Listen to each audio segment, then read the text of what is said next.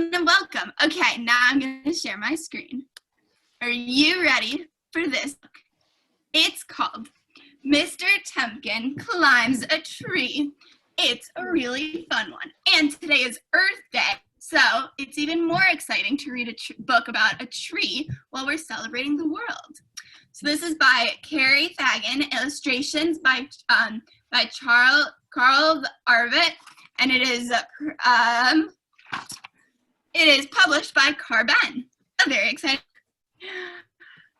Mr. Tempkin climbs a tree. I'm sitting on the porch counting my trading cards when Mr. Tempkin walks by on his way home from synagogue. He lives alone in the house next to ours. As usual, he waves at me. Can everyone wave? Hi! Do you have neighbors? Do you wave outside your window or when you're walking down the street? Yeah, so he gets to wave. Hi, Marky, says Mr. Tempkin. Ready to help? Ready, I say. Mr. Tempkin, how old are you? I ask as I come down the porch steps. Not as old as Rip Van Winkle, chuckles Mr. Tempkin, but I'm getting close. Do you think he's really young or really old? Really old. He's really old. My job is to water all the flowers in Mr. Tempkin's garden. Mr. Tempkin fills the bird feeder. The birds twitter impatiently. Can you twitter? Tweet, tweet, tweet, tweet, tweet. What does a bird sound like? As soon as Mr. Tempkin's done, swoop down and start eating. We got a nom nom nom nom nom nom nom. How do you eat? Yeah, just like that. Look, Mark, a cedar waxwing, Mr. Tempkin says, pointing. I stare at the beautiful bird. I've never noticed a bird like this before. It's a pretty bird. That says that spend time with Mr. Tempkin is a mitzvah. If it is, it's a fun one because I really like Mr. Tempkin. Mr. Tempkin suggests I pull up weeds. Is it birds and people? I ask as I work. Sometimes Mr. Tempkin says nod, but there are 4 things that keep me going. What things? Can you hold up 4 fingers? Ready to count? We've got 4 things. The first, number 1, is walking to the synagogue every morning. The second is smelling my roses. Can you smell the roses? The third is listening to the birds. You listen. And the 4th is you. Me. There's nothing like having a friend, Mr. Tempkin says. You're good company, Marky. The next morning, Mr. Tempkin comes out to his porch and I wave as usual. Can you wave? Say, hi, Mr. Tempkin. Hi, Mr. Tempkin. I jump up and go over to help him. Mr. Tempkin is in a huff. These pesky squirrels keep raiding my bird feeder. I'm going to have to hang it up higher. If the bird feeder is higher, can the birds still reach it? Yes. Because the birds can fly, so they'll be able to reach it. But will the squirrels? No. Not, right? Mr. Tempkin ties a rope to the bird feeder and starts climbing. Mr. Tempkin, aren't you a little too old to climb a tree? I ask. Nonsense. Why would he be too old? What can happen? He's gonna fall. Is he gonna fall? Yes. Oh. Mr. Tempkin climbs high and high. I think this is far enough, he says. I'm getting a little dizzy up here. Oh, Bahana will see. Maybe you should come down, I suggest. I just have to tie this rope end of the branch. Can you tie the bird feeder? You tie it. Ready? Mr. Tempkin reaches out and ties the rope to the branch.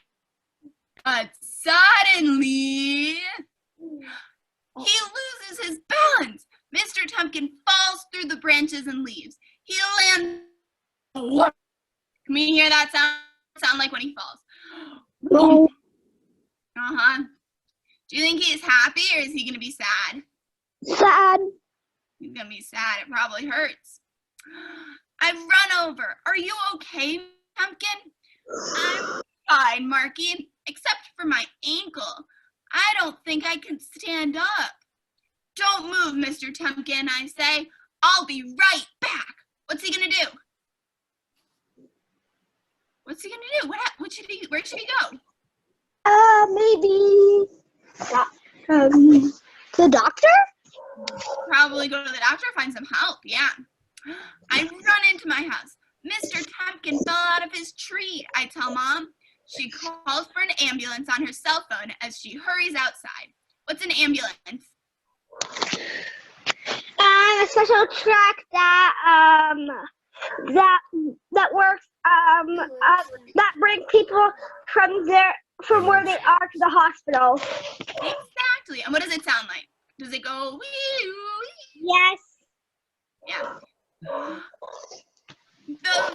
The parents carry Mr. Tempkin to the ambulance on a stretcher. So much fuss for nothing, Mr. Tempkin says. I watch the ambulance go down the street.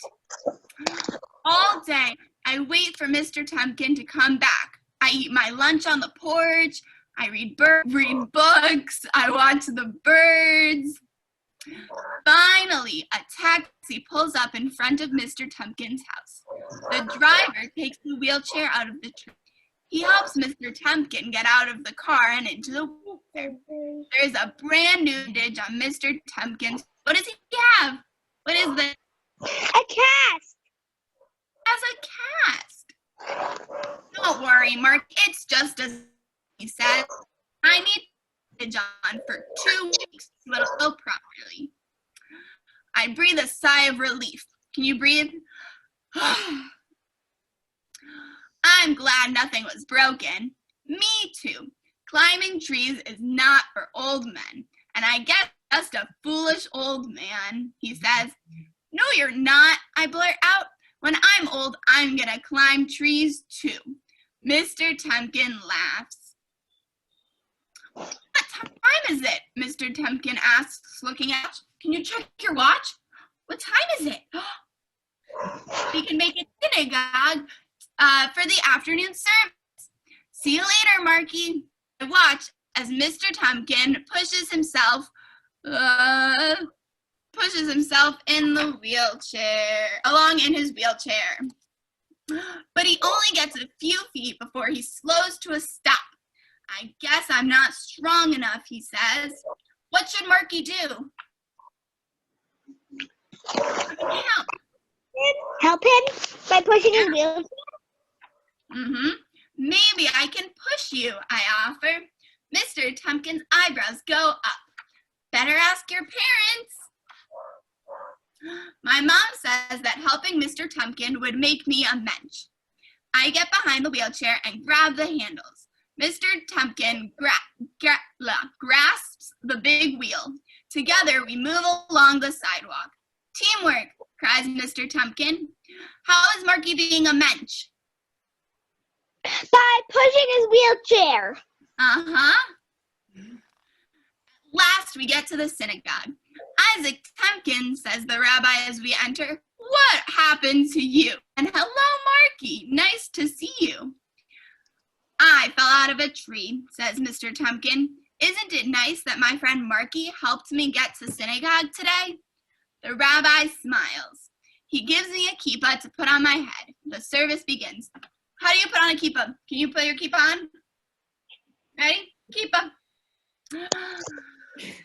Mr. Tempkin and I wheel home again. You must be tired, says Mr. Tempkin, pushing me all the way. I'm fine, I say. Now I'm going to take care of the garden. Mr. Tempkin sits in his wheelchair as I work. Let's give a little more water to the roses, he says. The bird feeder is too high for me to reach. Can you reach up? Reach and stretch. No climbing, Mr. Tempkin says. This time we'll use our heads. We find a small and tie it to the end of a broomstick. Right? That works. Because what can they do? Can they reach her or reach higher? It's pretty high. Tempkin fills the bucket with birdseed and holds it up and pours the seed into the feeder. The birds immediately fly down. Look at the blue jays, Mr. Tempkin. We both grin. Look at all those birds. Every morning, I help push Mr. Tempkin to the dog and back again. 2 weeks later, Mr. Tempkin goes to the hospital for checkup. Do you think it was good or bad? Do you think he's healed? Yes. He looks better. I sit on the porch waiting for him to come home. A taxi brings Mr. Tempkin home. He gets out without his bandage. He does a little dance. Hooray! I shout. Yay! Time for school. What's gonna happen? Mom and Dad walk the porch as I get on the bus.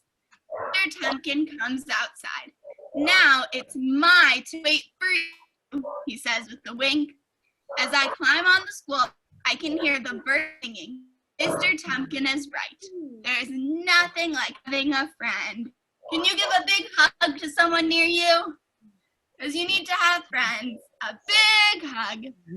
Yay! Now, we stop sharing.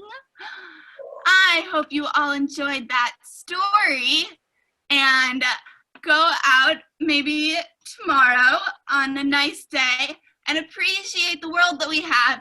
And if you're going to climb a tree, make sure that you are very careful and do not fall.